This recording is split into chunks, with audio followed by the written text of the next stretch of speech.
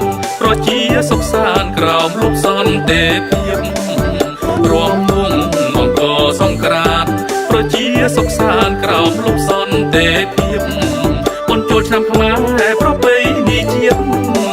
បុណ្យចូលឆ្នាំខ្មែរប្រពៃណីជាតិជួបជុំផៅញាតិរីករាយក្រុមខេត្តក្រុងជួបជុំផៅញាតិរីករាយក្រុមខេត្តក្រុងអង្គសង្ក្រាន្តសុស្ដីបងប្អូនស្វាគមន៍ញាតិយើងភ្ញៀវទេសចរក្រុងប្រាអង្គសង្ក្រាន្តសុស្ដីបងប្អូនស្វាគមន៍ញាតិយើងភ្ញៀវទេសចរក្រុង